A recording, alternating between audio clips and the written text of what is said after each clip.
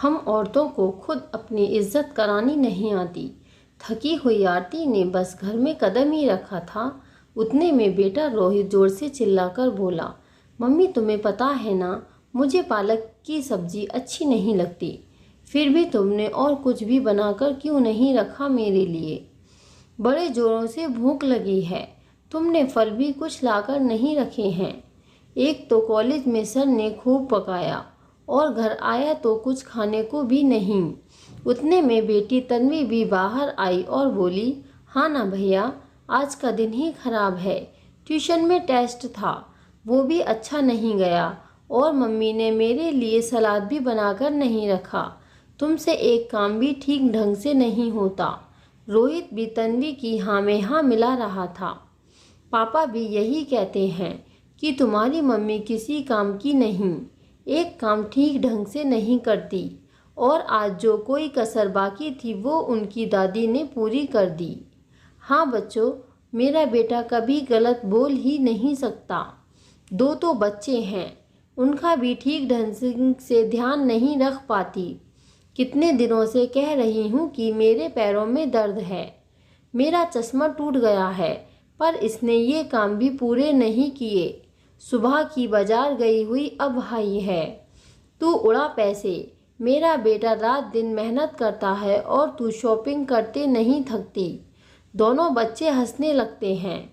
ये सुनकर आरती को गुस्सा तो आता है, पर कुछ बोलकर वो और अपना मूड खराब नहीं करना चाहती थी। वो किचन में गई और पानी पीकर थैली में से फल निकालकर बाहर टेबल पर रख दिए।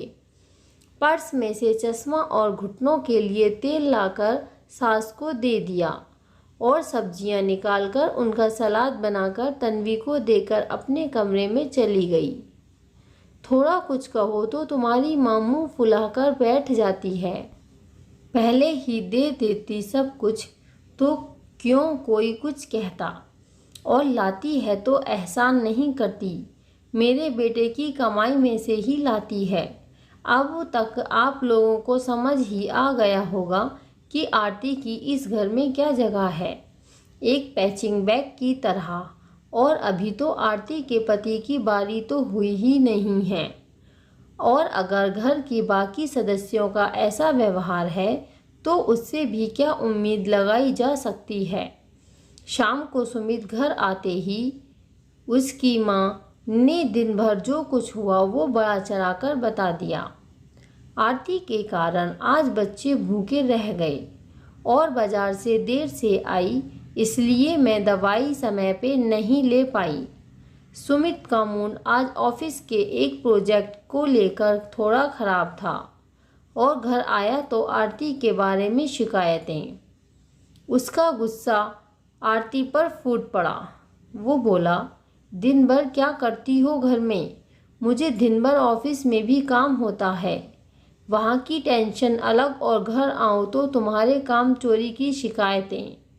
नहीं होता काम तो साफ कह दो, मैं किसी काम वाली को रख लेता हूँ घर के कामों के लिए।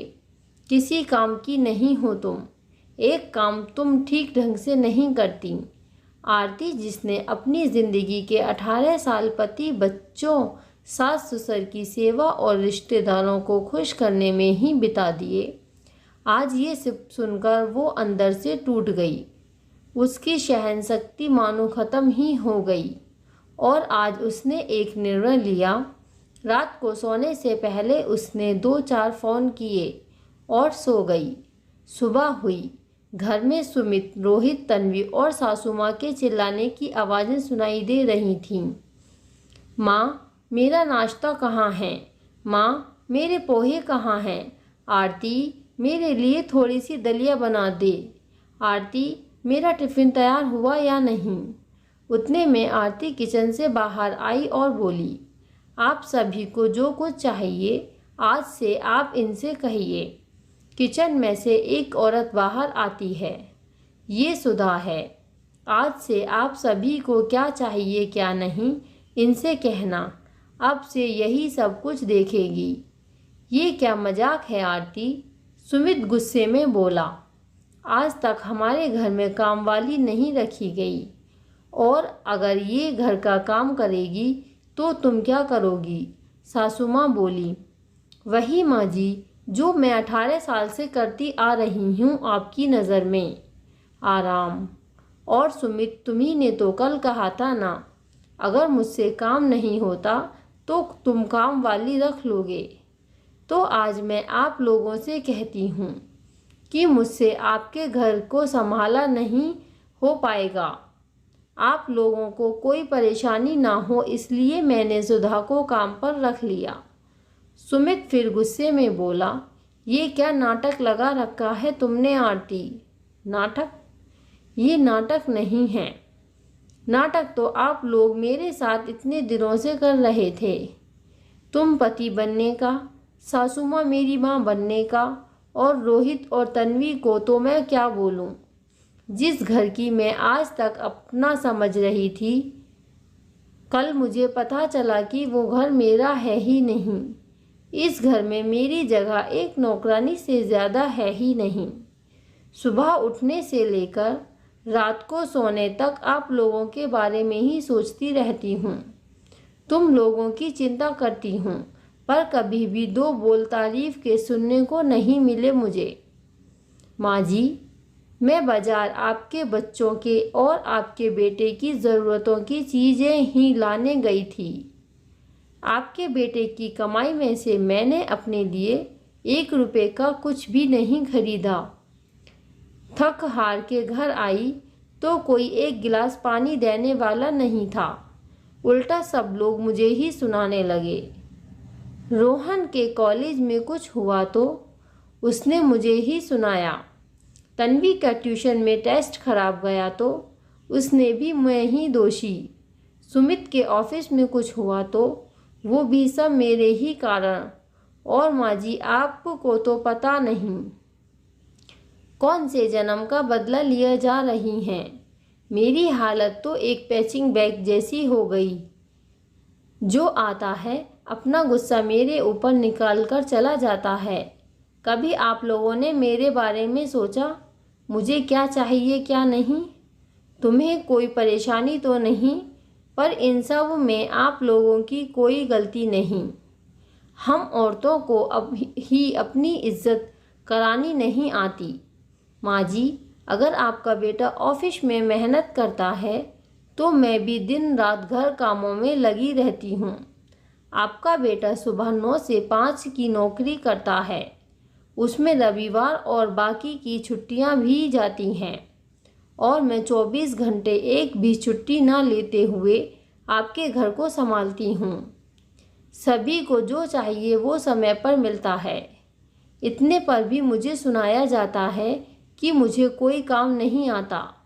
मैं एक काम ठीक ढंग से नहीं कर सकती। इसलिए मैं आज से अपने घर की सारी जिम्मेदारी छोड़ रही हूँ। आरती आगे बढ़ती है अपने कमरे की तरफ और फिर मुड़कर सुमित से कहती है, सुमित, एक औरत अपना खुद का अस्तित्व भुलाकर एक घर को घर बनाने की जिद्दोजहद में लगी रहती है, और बदले में बस वो ये चाहती है कि उसे उस घर में घर वालों से सम्मान मिले। 2 बोल प्यार से कोई बोले। बुरा बस इस बात का लग रहा है कि मैं अकेली तुम सभी की ज़रूरतों का ध्यान रखती हूँ, पर तुम सभी मिलकर भी मेरी अकेली की ज़रूरतों का ख्याल नहीं रख पाए। सभी की आंखें शर्म से झुकी हुई थीं। पर सही तो कह रही थी आरती, हम औरतों को अपनी इज्जत करवाना आता ही नहीं। कहानी पसंद आई हो तो लाइक एंड शेयर करें। चैनल पर नए हैं तो सब्सक्राइब करें। अंत तक देखने के लिए धन्यवाद।